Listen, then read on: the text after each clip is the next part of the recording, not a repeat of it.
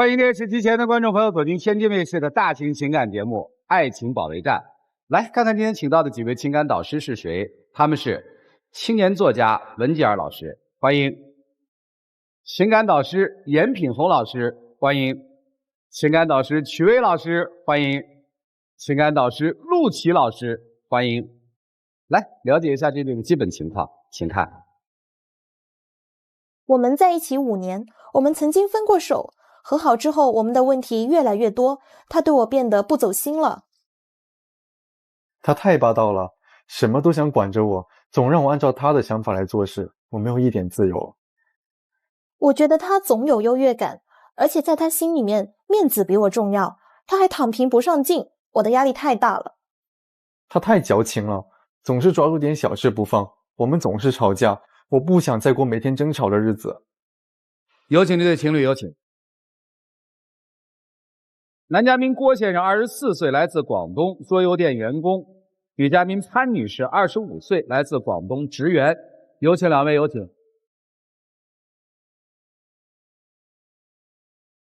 欢迎两位啊！恋爱多久了？我们在一起5年了。谁追的谁？是我们自然而然在一起的。站在我的角度来说，我觉得他稍微主动点，但是咱们在一起的话，还是说比较相互的。但是他跟我们的朋友都不是这样说的，他跟所有人都说是我追的他。不是，一般也是不熟悉的朋友来问我，我就会说是他主动加微信，因为确实是他先主动加我微信的。嗨，我就随便问问两个人谁追的谁，怎么还扯出这么一大嘟噜的话？应该是一个学校的是吧？对，我们是一个学校，大一军训的时候认识的。啊，这谈5年其实也挺不容易的呢，现在的年轻人。对，但是我们中间分手过。为啥呀？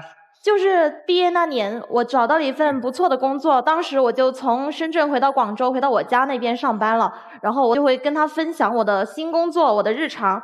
但是他就是对我很冷淡，我觉得他是有一种优越感。本来他就觉得，他长得比较帅，然后他的条件比较好，然后他就觉得想压我一头。结果呢，我就找到新工作，然后收入不错，他就觉得，他可能挂不住面了，后面就吵架分手。他讲的太那啥了，咱们距离正式离校还有2-3个月，他突然间就直接跑去工作了，那你换谁也会不高兴是不是？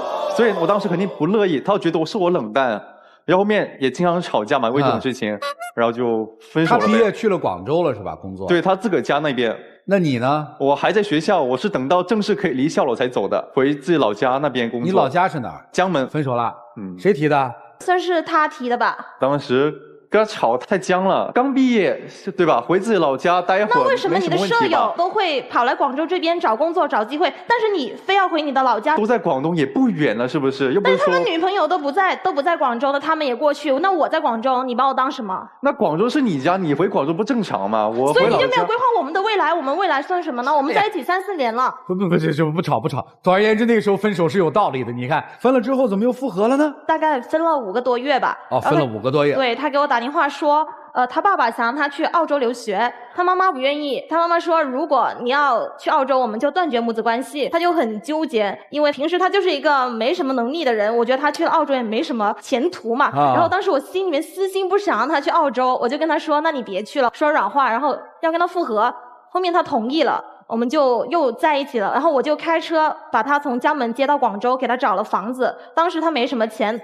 大部分支出都是我出的，这绝对大女主啊！出什么国呀？借这机会连复合带人全划了到我的账下，厉害呀，姑娘！但是有一天我看他手机，我发现分手的期间他竟然跟其他女生在一起了，而且那个女生也是澳洲的留学生。我终于明白他为什么突然间非要去澳洲，因为之前那么多年他爸时不时让他去澳洲，结果他不同意。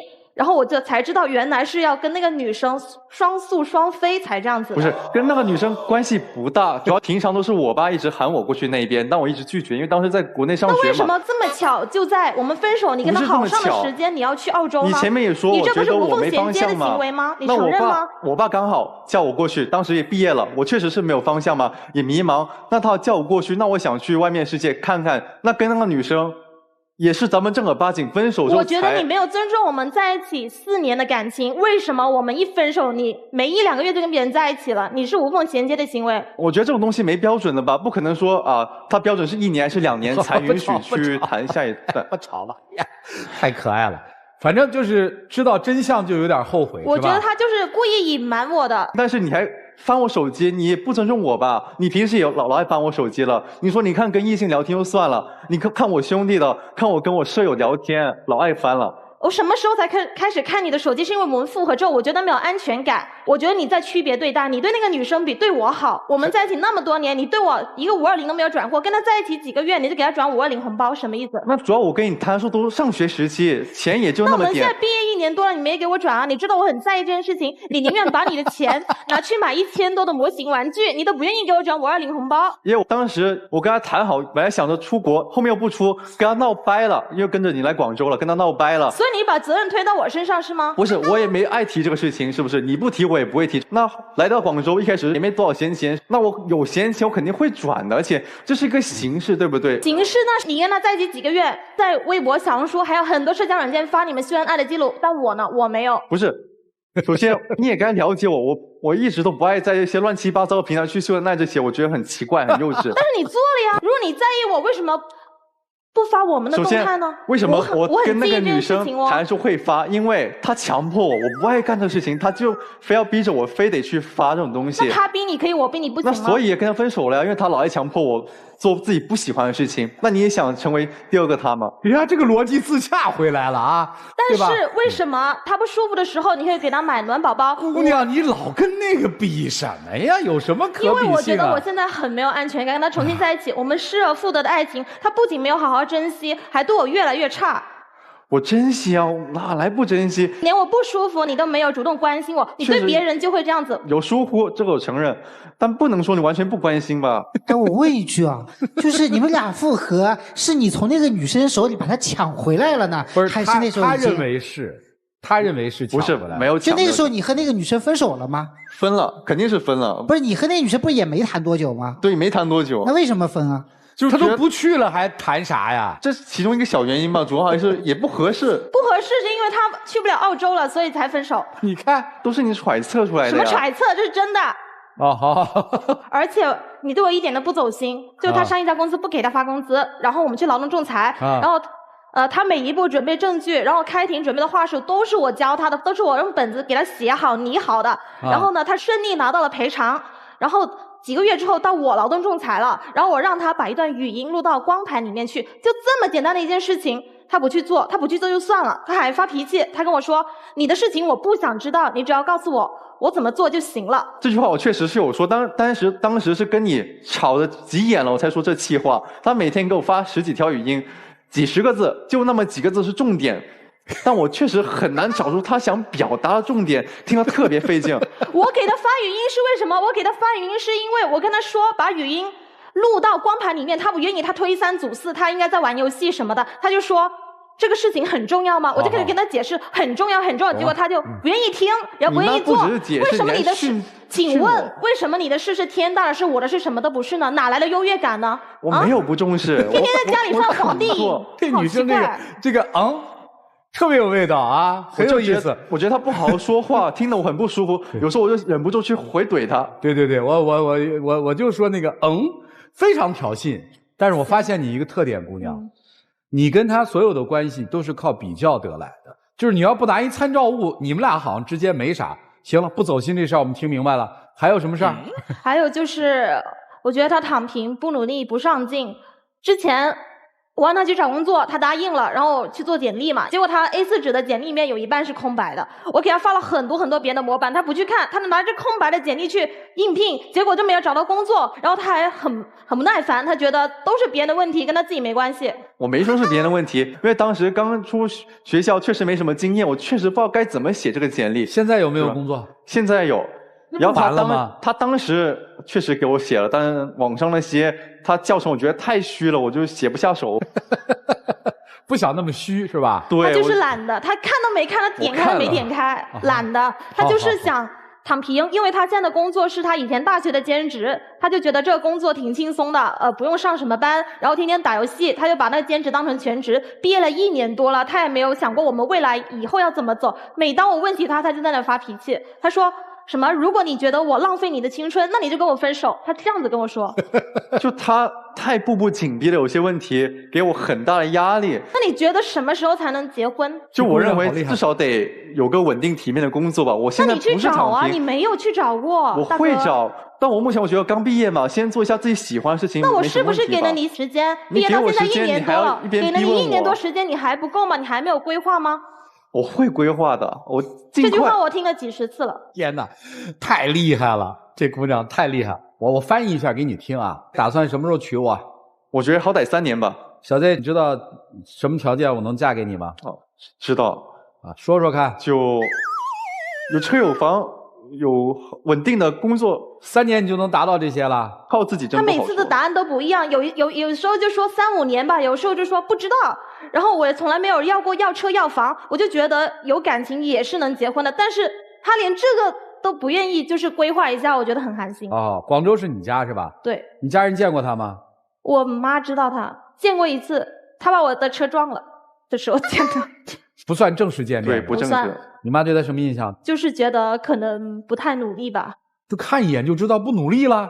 你妈是学什么的？就是他就问我他是做什么工作的，然后我就会说他现在就是刚毕业，然后可能就帮他挽尊嘛，我一直都是。行，挺好的。我怎么觉得你特别着急嫁给他是吧？不。其实我没有很着急，但是我想要就是有安全感。你连画饼都不画，那我们在一起干什么呢？那我觉得可以慢慢来嘛，这种事情就刚毕业没必要这么着急。除了不规划，你觉得他不给你画饼，还有什么具体的事儿？你觉得他不给你画饼？比如说，他答应我11期间要带我回去见他母亲。哦。到了11期间，他闭口不提这件事情，然后我去问他，他还发脾气。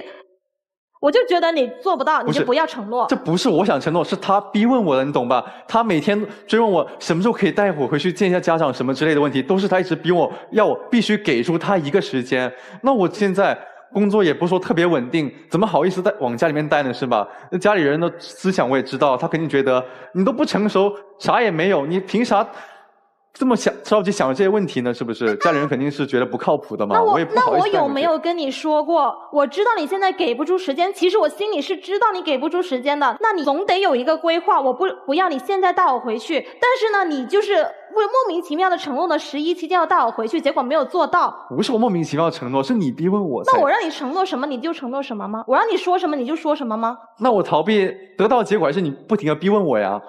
我就是想让你有一个规划，你从来就是没有啊！你听不懂我说话吗？我能规划，那你别这么急行不行？每天说出你的规划，我从来没有听到过。那我认为我现在工作虽然说不稳定，我也会想着说去找稳定的工作，对不对？那你只是我理想的时间，我想年底或者年初就换一份工作嘛，去找一找，对不对？不是，姑娘，你今天来干嘛的？其实我很想让他给我一个规划吧，就相当于说我们未来之后会在一起，就给我个确切的回复。但他没有啊，你就看上这臭小子什么了吧？一开始在学校，我觉得他挺帅的，然后挺温柔的，没有说因为有很多女生加他，他就对别人干嘛，就是挺有分寸感的啊。现在呢？现在我就觉得他有时候比较温柔吧，就是我跟他说什么他就听什么，虽然他不会发表什么意见。啊，大容器。嗯。还喜欢他吗？喜欢，不然也不会跟他来。其实我觉得他有问题，所以我才想着来。为什么呢？对，你觉得他的问题是生活上就很能给我压力，而且他很喜欢占一个主导地位，什么事情他都想抢着去做决定，对吧？就像昨天晚上吃饭，他非得吃火锅，我说我不太想吃，他说不行，今天一定要吃火锅。我可没有这样说哦，你就这么说的。我说想吃点别的。是你答应我吃火锅，我们才出门的哦。我都跟你说了，我不吃那个很腻，想吃火锅。我请你吃，然后你答应了我们才去的。一直强迫我，就是那种打压式的。我给他翻译一下啊，你别着急，我已经理解到了。你所谓的商量是这样的：今天我们有3种选择，3种水果吃啊 ：A. 榴莲 ，B. 苹果 ，C. 梨。你先选一个。选榴莲。就知道你选 A， 所以注意了啊。A 是他想好的，你看我跟他沟通啊，吃苹果吧。今天我特别想吃苹果，我跟你说过了呀，我想吃榴莲啊。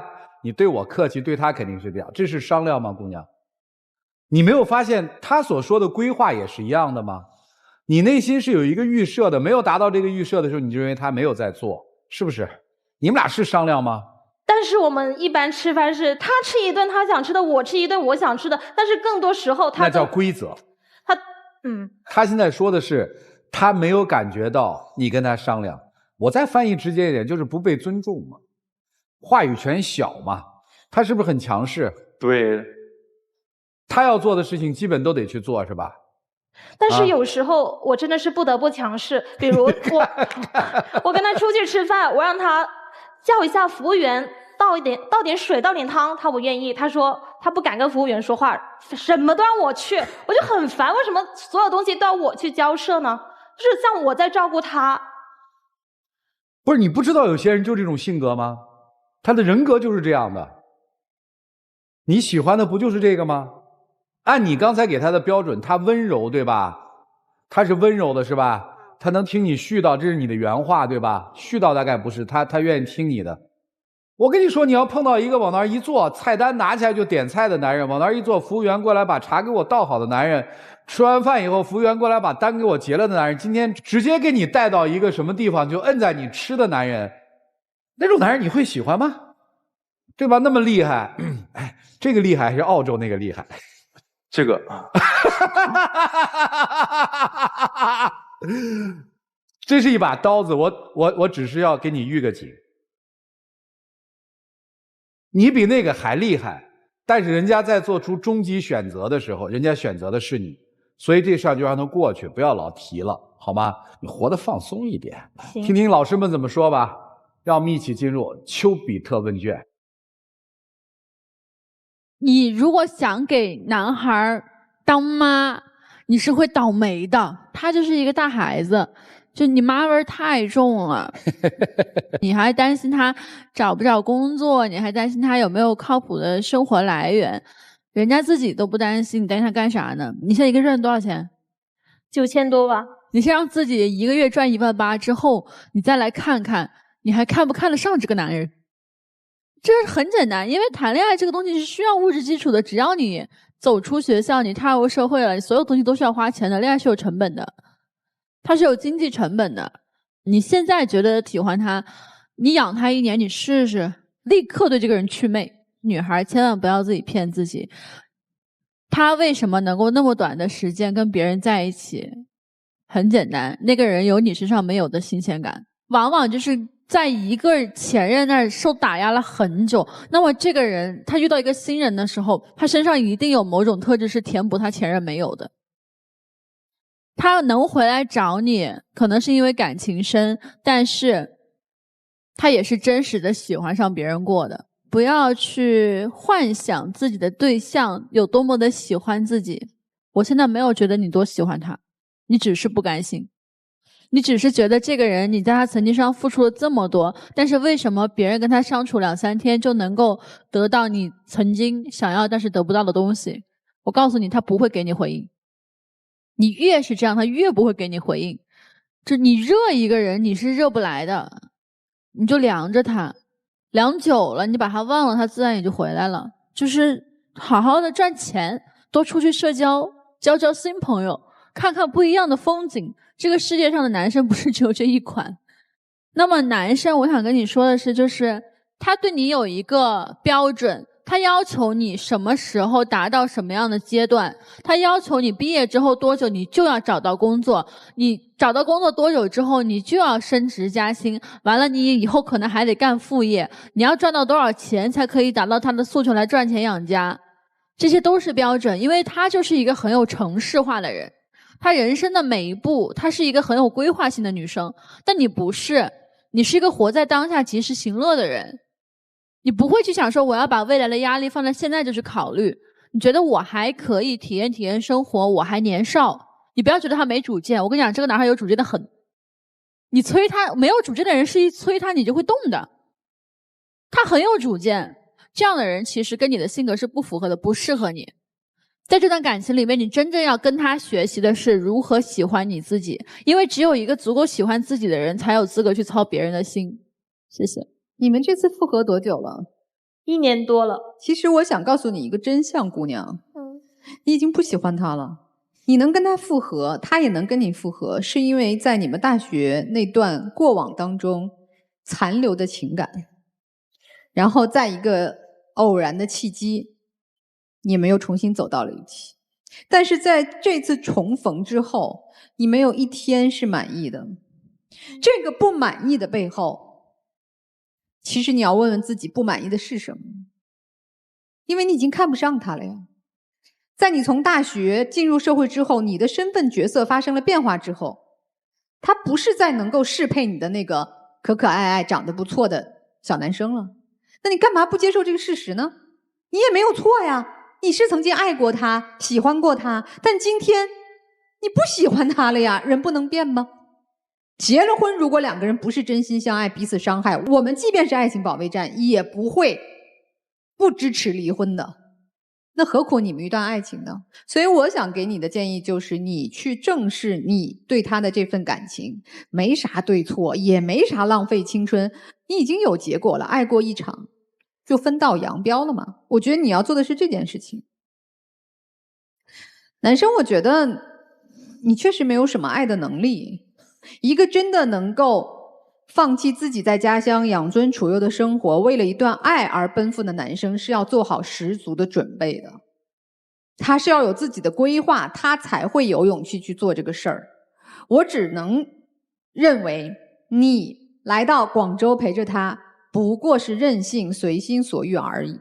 或者澳洲没去成，那咱就换个地儿吧。你不是为了爱而奔赴，你没有计划，你就是得过且过，到哪儿算哪儿。因为你想，你妈妈会因为你要去澳洲跟你爸爸在一起，就和你断绝母子关系，你是在一种多么大的爱的束缚下成长的呀。所以你现在真的没有能力去爱别人，我觉得你可能也挺可怜的，但这是你的人生课题，你要去面对，要去处理。你不能躺在过去你爸爸妈妈带来的伤害中过一辈子吧。所以我觉得你现在不适合谈什么认认真真啊，我们长相守的爱情。你适合先把自己整合起来，把你很多就是不完整的、比较支离破碎的这些东西整合在一起。你成为独立的个体，你能够辨别清楚怎样去爱自己，怎样去爱别人，再去谈恋爱。谢谢。你知道那是饼，但你就想吃那个饼。你知道他不努力，他不是上进那个人，连你的妈妈都知道，因为那是你说的。否则你妈妈怎么会一次见他一次就说这孩子不努力？那是你的感受，但是你偏偏就爱这一款。他身上我不知道有什么东西让你离不开，这可能就是爱情的魅力。有时候爱情啊，你们现在这个阶段不像严老师那么深刻，你们认识不到。什么时候能认识到？你们自己得走，你们自己得去摔，你们自己得趴那儿，你们自己得疼，你们才能懂。否则现在说什么都是白搭。我有时候觉得呀，我们可能过得太累了，因为我们对爱或对婚姻、对生活这件事认识太多了。反而我挺羡慕你们俩的。你明知道他不上进，你就是离不开他，你就想跟他有一个结果，你就想去试一把，看我能不能改变他。但是我只给你一个规劝，别太着急了。可能上一次的分手就是因为你太着急了，还不放慢点脚步吗？你今年多大呀？25。哦，25还早。他多大呀？24。哦，对于男生来说更小了。你现在给提溜起来，结婚不可能啊！好好享受你们现在的恋爱吧，不是婚姻。你们离婚姻那一步啊，还早着呢。就这，不要拧巴嘛，你又也太拧巴了。现在像什么啊？就是你看啊，一个单位里面，你现在上班了对吧？啊，一个单位里面有一个领导，啥事儿都管。就事无巨细，样样要把权力抓在手里，然后跟手下员工说，你要有主观能动性啊，事儿你得自己干啊，是吧？你做出点成绩给我看看啊。那员工就看看他老板，我动一动你都管，我怎么有主观能动性啊？深刻的剖析了你自己。我才不管呢。我这2天我公司在装修，我都不知道他们装成什么样。据说是一边上班一边在装修，我不管。这是他们自己的事儿。那是因为深刻了剖析了之后，所以不管了，累死了。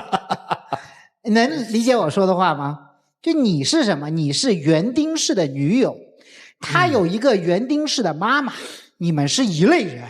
你们是以培育、培养，就那个小小的苗长成一个稻谷，是吧？你希望把它培养成这个样子，但问题在于，你培养出来的必须得是稻谷，这个你养着养着变高粱了，你就不愿意了。但问题在于，那个稻谷它既然已经被你驯化了，那它自己怎么长呢？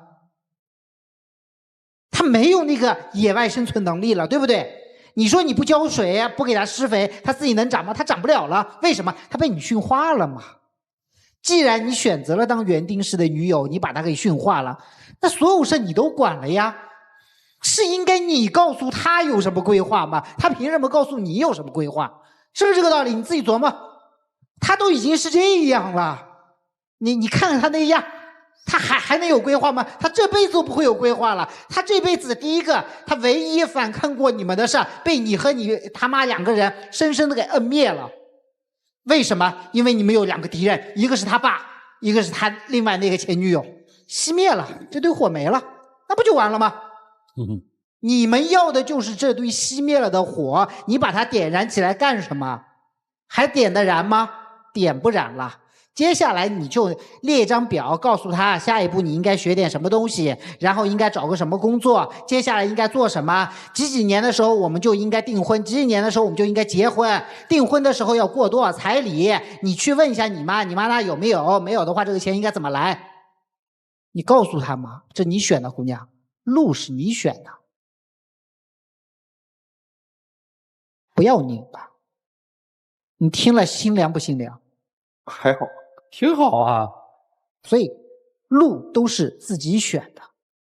人啊，当你自己是自己的时候，你可以随便听任何人，让所有人做主。但如果有一天你成了一个父亲，那个时候你就真的得有责任了，因为你创造了另一个人出来，这个时候你天然的对他负责任。你到那个时候就不能够再推卸责任。所以我说这个话的意思是，如果你没有做好准备，不要那么着急成为父亲。至于成不成为丈夫，你做不了主，就听他的呗，就这样。谢谢陆琪老师啊！想找陆琪老师点评一二的观众朋友，方法非常简单，关注陆琪老师的微信公众号啊，我们的老粉区还有新人礼是吧？陆琪老师的免费课程，一起进入真情60秒。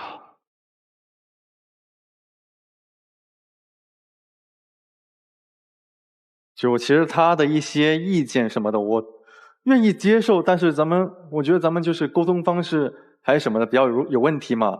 你不能用命令的口吻去跟我讲，我觉得很不尊重我吧，好像你把我当啥似的。你就好好跟我讲，平时脏活累活我都会干的，我不是不干这种事情，我都会干的。所以我觉得我其实也是想跟他好好在一块谈的，所以才在这边。哎呀，你说你喜不喜欢人家，想不想跟人在一起就行了，说这么多干嘛？喜不喜欢？喜欢。爱不爱？爱。想不想一辈子在一起？想。愿不愿意把自己交给人家？愿意。你们俩谁强谁弱？现在？目前肯定是他。弱的听强的还是强的听弱的？都听吧。肯定是弱的听强的喽。这还有什么了不起的？这就要这个面子有什么好要的？女朋友都快跑了，谢谢两位，请回吧，谢谢你呢，请回。哎，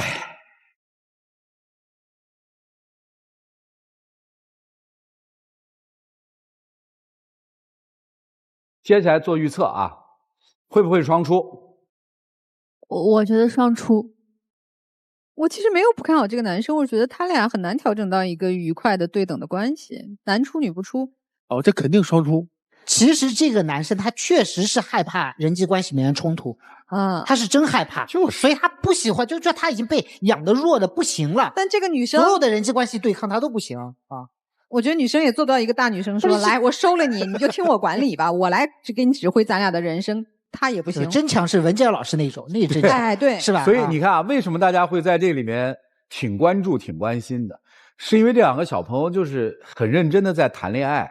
想有一个未来，让未来更好，所以我们看别人自己的选择吧。请开门，请开门。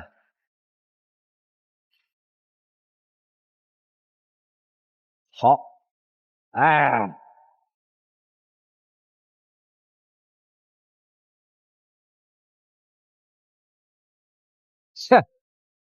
就是这分得开吗？分不开。最后再挑拨离间一件事儿啊，提醒你注意啊。我说你个小伙子见过你妈妈没有？知道。你看播出的时候，他有一个微表情，那个微表情就是无奈、尴尬、不甘、不好意思。你还记得什么？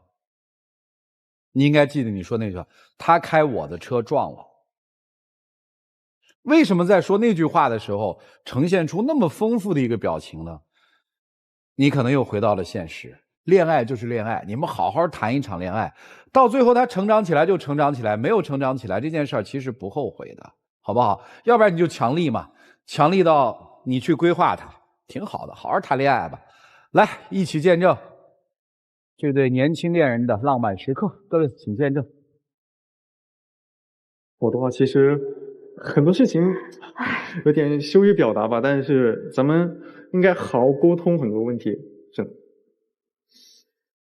我以后会就是放手，就是不那么着急，好好跟你沟通。就不要太说教就好了。对，就是你的事情你自己去想吧，我不管那么多了。哎，请亮灯，好感人的哈！来，请回，请回，请回，请回。谢谢老师，谢谢，谢谢，谢谢，请回，请回。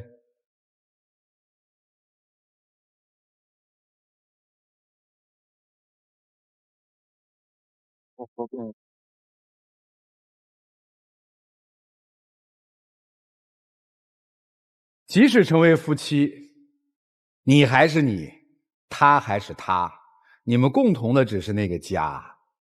如果因为有了一个家，把一个人和另外一个人就化成了完全的一个人，没有人会幸福。好了，祝他们恋爱快乐。来了解下一对嘉宾的基本情况，请看。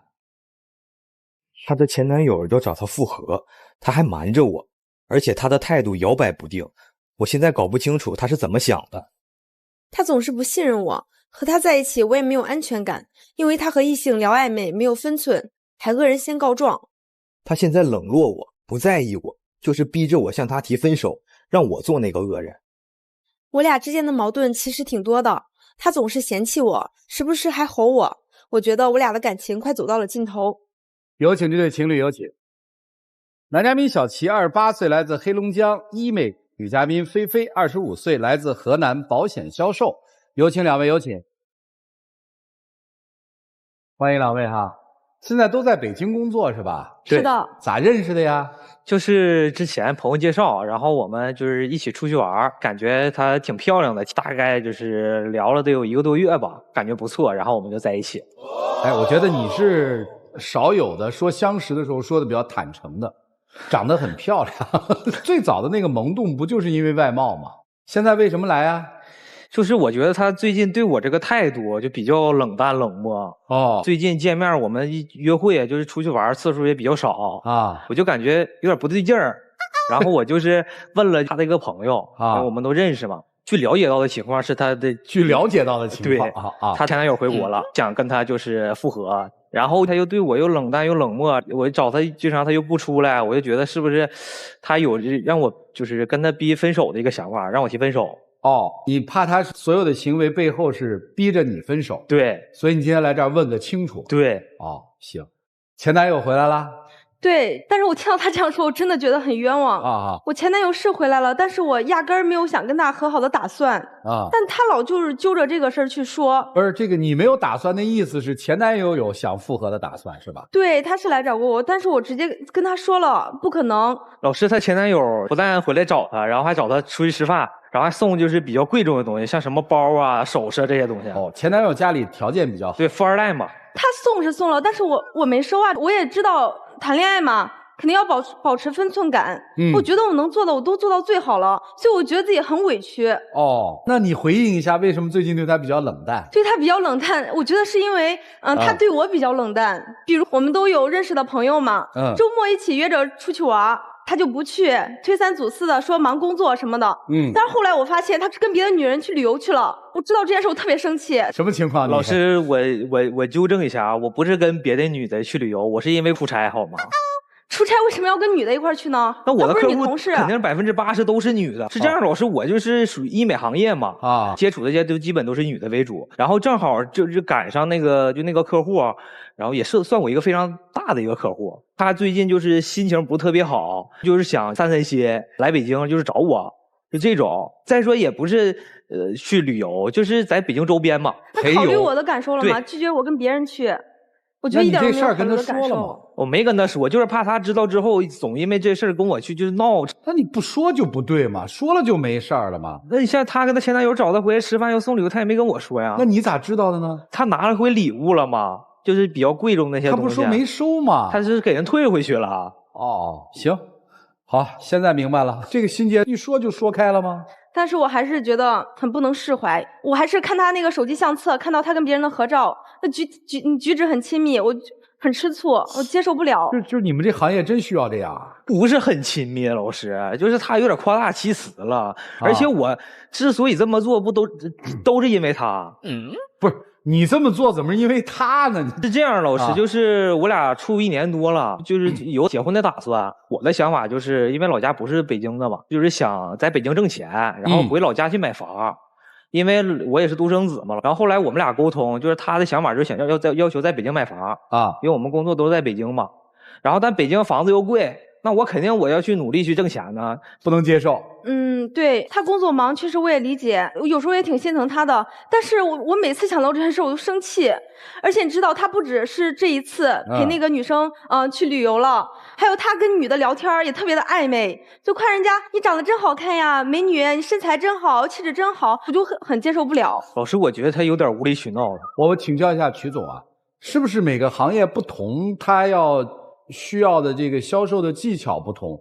比如说医美行业是不是就得夸客户身材好漂亮？我觉得相对来说应该是，人家就是说从你这儿得到服务之后的一个提升的一个反应嘛。是这样，就这个行业的特殊性。对，其他行业要这么说可能不太合适。对啊，它就是美的行业嘛，医美。所以就得夸着美。是。那你所说的他这个除了夸美没别的吧？反正也经常跟一些女的聊天，也不夸我，难道我就不需要被男朋友提供情绪价值了吗？我感觉自己没有谈男朋友。女生提出来了，小子，别光挣钱，钱挣了人没了也不行。老师，你说我不挣钱，我咋在北京买房啊？压力我也很大。你给谁买房？那给我俩吗？对，他没了，你给谁买房？他没了，我就不在北京买房了。所以啊，你要搞清楚啊，哪个是本啊，哪个是末呀？女生对这个还要求挺高是吧？我经常查他手机，他每次跟那个其他女的聊天我都生气，我不想理他。而且老师，我就觉得他就是有点双标。啥意思？就是他一面就要求我少跟客户说这个就夸人好看，然后一面他跟他前男友去打羽毛球。没有的事儿。那没有事儿，没有这回事儿。我都听别人说了。哪个前男友？就是国外那个吗？主持人根本就没有这回事，我跟他解释了，他不相信我，相信别人啊。那我肯定去相信的。他前男友去他那个公司接他，开着豪车啊，然后就是他们同事就议论纷纷的，以为他跟他前男友就是好了，跟我分了呢。那有没有去打呀？没有，就是他确实是来公司找过我几回嘛。那我当时那个同事什么都在，我肯定觉得影响不好，得下去让他走啊。然后他就跟我说，咱俩那个去打羽毛球去吧。我说我不去，我都谈恋爱了，跟你打什么羽毛球？可能我同事听到了，传他耳朵里了，但是没打。然后后来我也跟他说，让他别来找我了。你看多好啊，人姑娘拒绝的很果断。老师，我觉得他撒谎。这件事过去没几天，然后他前男友加我微信了，不知道在哪弄的我联系方式。干啥？就是跟我说他俩之前有多好，他俩多般配，就是各种贬低我、讽刺我，说我跟他就不般配，然后我又就经济条件又不好，然后各方面可能都没他优秀吧，就是让我跟他分手。然后我们之前聊天记录我也带着了。你甭管我是谁，我觉得你们俩在一起合适吗？你配得上的吗？不是哥们，到这时候出国2年，我特别什么，他都胖了。然后老师，你看那个他前男友说的，然后说他坐在车里，然后眼睛呢看见光。他说那话就太让人生气了。主持人，好幼稚。我想说一下这个事儿。不，这事儿你也知道啊？我知道，他跟我说的。我不知道我前男友从哪找他联系方式。我当时还安慰他说：“肯定是在我心里他最重要嘛。”然后我前男友他就神经病，你别理他，他就一直耿耿于怀，就觉得是我的原因。我要从这个看，是不是从另外一个侧面能推出来，那个男人是被这个女人拒绝了，所以气急败坏才这样。我反而就越发相信这姑娘是拒绝了他，不就这男的狗急跳墙了吗？是的，老师，我觉得你们分析的都特别对，是吧？而且你知道我们俩的矛盾，他老是说前男友，什么事儿都提前男友，但其实我们俩的事儿跟他关系都不大，他就老是拿这个说事儿。就是比如，我就想着，给他打扫房间吧，你看这也是一份好意。然后有一次给他打扫房间呢，就动了他那个手办，我想看上面有没有灰，他就冲进来对我吼说：“你又动我东西干嘛？放那儿！”就那种我当时都很生气，让我一番好意的去为他打扫，最后他没有感谢我吧，还唠埋怨。老师，我觉得他有点夸大其词了。我就可能说说话声音稍微有点大，我就是可能有点这个就是强迫症，然后也比较喜欢手办这个东西，然后我的手办都会放在就是这种透明密封那种柜子里，就展示柜里，它根本也不会落什么灰。所以说他看看不行吗？他总去擦，然后吧，每次就是这些手办吧，就是摆放，还有这些手办的这个姿势动作这一块我看都比较重。然后他可能是擦的时候，有时候就会碰到，我都跟他说，我说你不要去弄，我说你没事你干点别的，就非得弄我这些东西，就跟我对着干，我不让他干啥他就干啥。我也是一番好意。以后咱们不干了。这是贱兮兮的这个男生，然后老师还不止这事，就是他愿意做饭嘛。哦，他给你做饭呢？啊，对，他愿意做点饭，自己也吃。哎呀，这个太啊！然后我说尽可能少做一些有味道特别大的一些东西，因为我租那个房子是那个公寓嘛，开封也不是特别好。然后第二天就是弄的这个衣服上都是那种味道，上班然后领导就老爱说，然后他老吃那种螺蛳粉那个东西，换另外一件衣服穿啊。我基本都是工装，就味道特别大，难闻。我说你尽量少做，我说你要真是想做的话，你可以就是等我休息了，就第二天不上班的时候，我说你做这些东西。这事儿都发生在她前男友没回国之前吧？对，其实你早就应该跟他分手得了。你看，吃也吃不到一起，玩也玩不到一起，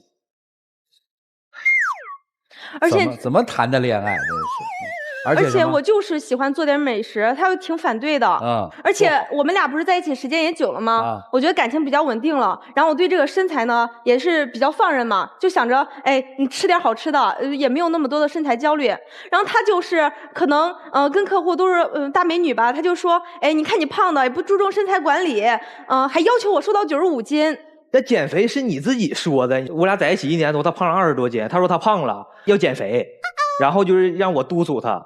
然后就监督他嘛，我说行，背1-2天，然后天天晚上就是因为吃饭有时候特别晚嘛，就吃宵夜，而且他老吃那种高热量，像什么炸鸡啊、披萨这种东西。有时候你不也吃吗？我吃过，也是偶尔吃那么1-2口，也不像你吃那么多呀。然后但是大晚上吃那些高热量的东西，对身体也不是特别好，对健康。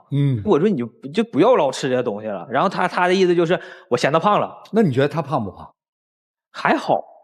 那你为啥还是嫌嘛？对呀，我就觉得他就是还有吧，就是最近就对我就是也有点不上心。之前我们一起出去玩，就约会、见面、吃饭什么的，然后那化妆化1个多小时，然后梳洗打扮的非常漂亮。就是近期找他出去，妆也不化，头也不洗，然后有一次穿睡衣就出来。可是爱一个人不应该就爱他的全部吗？我觉得在自己喜欢的人面前，你就放松一点，休闲一点，要不然那样端着多累啊！我怎么觉得是你要逼着他分手啊？我没有，老师，而且就是包括有些事儿，就是包括就是出去又不洗头，又就不化妆这块，都是他前男友回国之后。对啊，他怕他前男友纠缠他嘛，所以他不化妆不洗头嘛。然后就是这些事儿都是在他前男友就是回国之后，然后就是见面次数也少了，然后也经常吵架。之前倒还好，也没有这么频繁。你咋那么没自信啊？那他前男友那富二代那肯定啊。他要喜欢他前男友，那不前男友回来提复合，人家不就复合走了吗？所以说现在我就是怀疑他就是想让我提分手。他老是这样，总是不信任我。那你跟他分呗。所以就来这个节目了吗？不是，你就直接跟他说分呗，你不让他做恶人。放不下，就是那个感情。听懂了，你们这感情还真是出了问题了。但是出在谁身上？问题在哪儿？你们听听老师们的分析，好不好？让我们一起进入丘比特问卷。其实你更多的是陪伴他从上一段感情里面走出来嘛。你再去跟他说什么，哎呀，我觉得你有多重要啊，我跟你说，当初你有多难过，他就觉得你的前男友有多重要。就这个东西，你去跟他说，无效沟通。因为人很多时候，有的人认死理儿，他已经判定了这个事情的性质，他自卑啊，他本来就是通过安慰你，然后感动你，他才成为你的正牌男友的。所以这个事情在他的脑子里，在他的心里会是一个很深的烙印。所以一开始他认为他跟你的前男友就不在一个水平线上，他就是低于别人的。你这个前男友不回来还好，你俩能过下去，但只要他回来，这个事情一定在。他就像一个伤疤一样，那个疤可能你已经好了，你忘了疼了，但戳着他了。他要通过不自知的一些对你行为的打压，然后来把你锁在他身边。他可以说因为你来北京，他说我现在要去赚钱，要去买房子，要去怎么样，一切都是因为你。我跟你说，这个东西太沉重了，这个理由也太沉重了，这个东西会跟你一辈子的。对，有时候他这样说，我就会觉得，哎，很内疚，很对不起他。不用很内疚，他就是让你很内疚，这是绑定你们关系的一种手段。他出现在你生命中的时候，他是一个救赎你的一个状态，但他现在不救赎你了，他现在开始打压你了，你能不能接受？答案是不能。一定是不能。因为我跟你说，就你女朋友这个样子，她很可爱，看上去很单纯，确实很漂亮，她不缺男孩追的。你的不自信或者你的不自洽会跟随你一辈子，你越来越会觉得，我为了你留在北京，我为了你赚了那么多钱，我付出了这么多时间、青春和精力，结果我换回来了什么？我跟你讲，现在不问你，以后一定会问你。所以你们俩价值观是不匹配的。你的女朋友其实还是比较感性的，我觉得你们俩在这个事情上面是，我觉得以后会出很大的矛盾的。我也觉得你们特别不合适。真的，我觉得女生是一个对待爱情挺浪漫、挺单纯的一个姑娘。就她对爱情的要求是情大于一切的，或者她对于生活的要求是情大于其他的。你不是。你觉得我如果没有足够的物质财富，我也没有办法去拥有一个漂亮的妻子。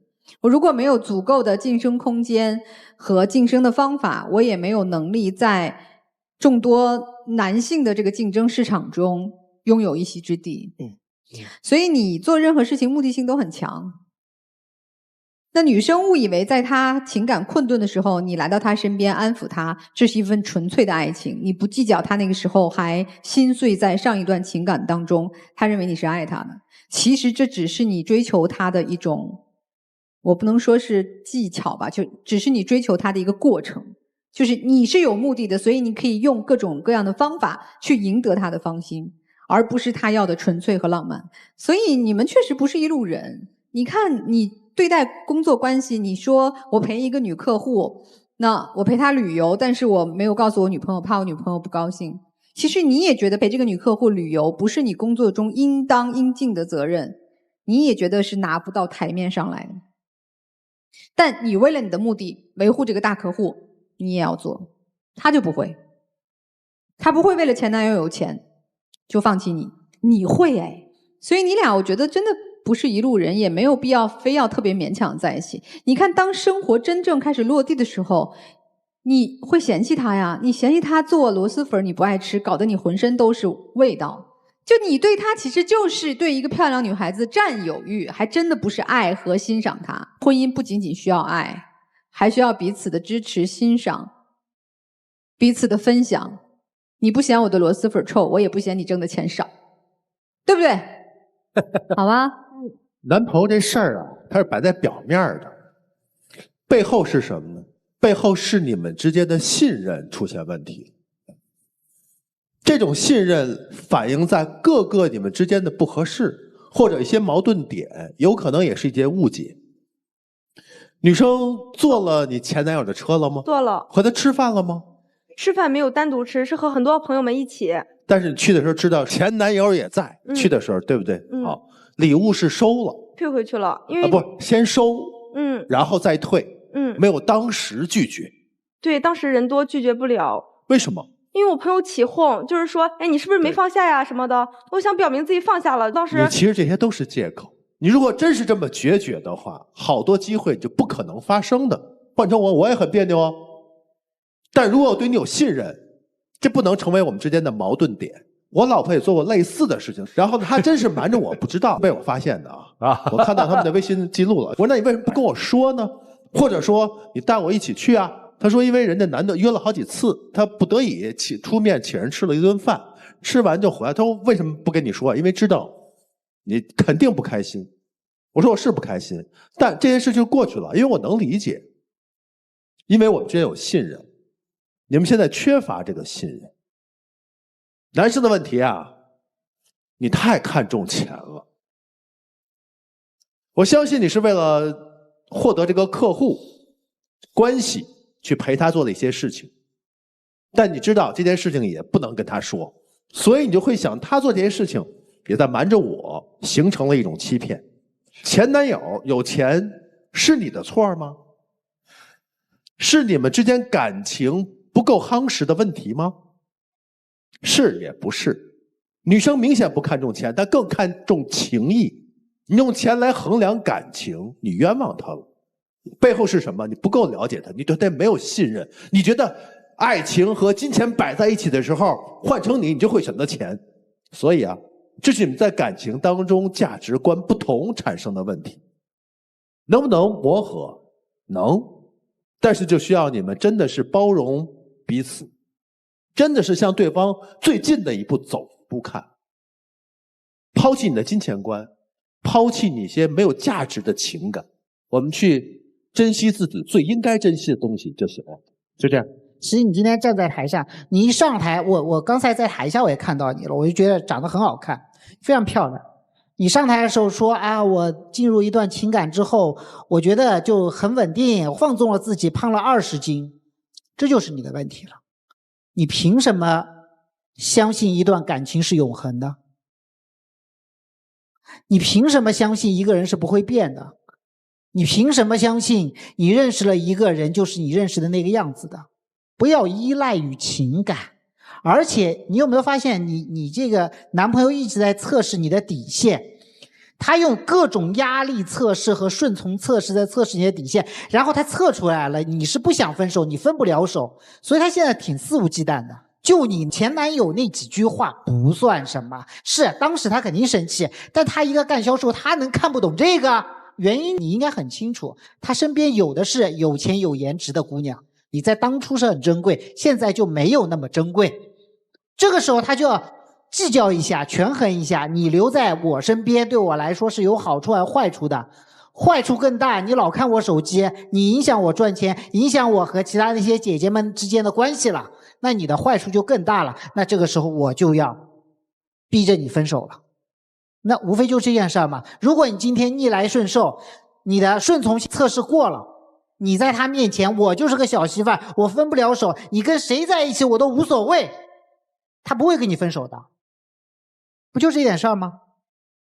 问题不就是在于你还没有完全放弃自己，你还很作，你对于忠诚度还有要求吗？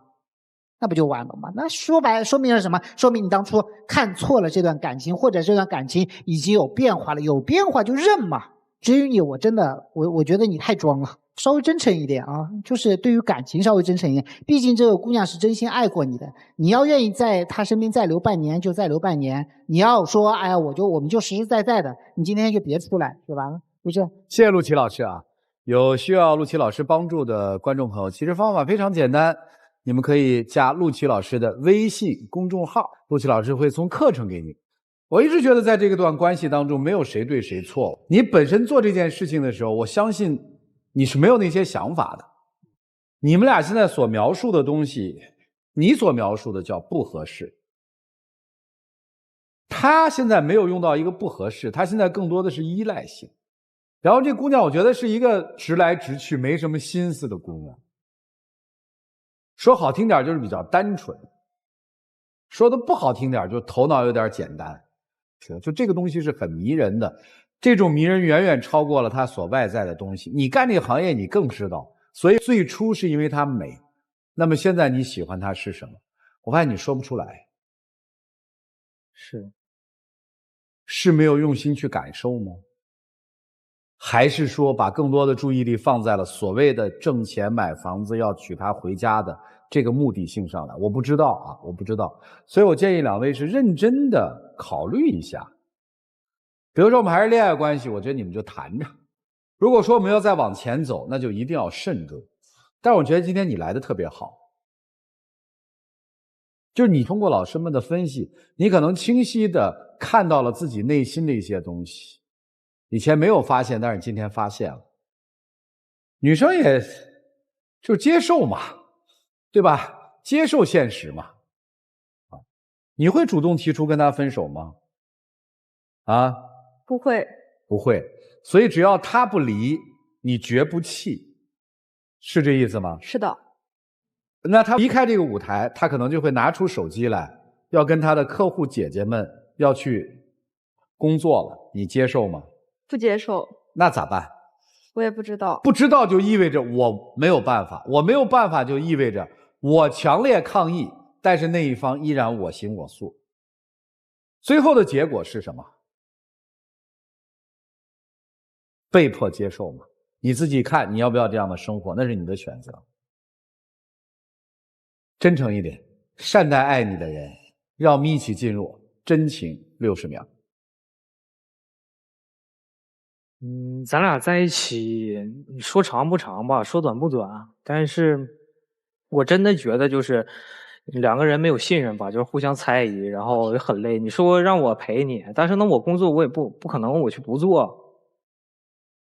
所以说我现在我也不知道怎么办好。其实我今天看见你这个样子，我觉得挺陌生的。我也很感谢你当时确实是给了我很大的心灵支撑，但是我也不知道结果会怎样。反正今天听了这些老师们的建议之后，我觉得是应该好好考虑一下咱们之间的关系了。但是不管未来怎么样，都希望我们能够各自安好吧。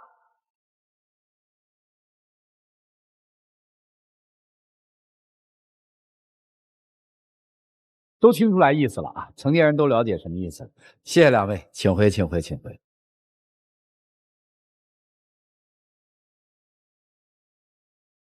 王老师，你觉得他们俩会出来吗？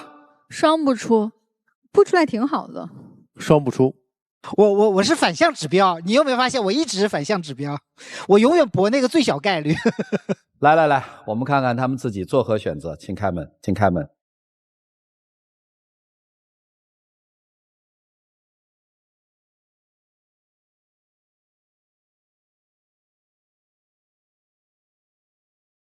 双不出啊，太好了这个结局。为什么这个结局太好了呢？就是因为有这个舞台的见证，所以对于双方的朋友来说，这一段感情是一段干净的感情，情感当中没有背叛，他们的分开只是因为他们之间不合适，他们曾经真挚的爱过，特别的好。祝你们找到合适你们的人，祝你们的生活幸福快乐。再一次感谢4位老师今天做的精彩的人生分享，也谢谢电视机前观众朋友的收看和陪伴。我们下期节目再见，谢谢大家。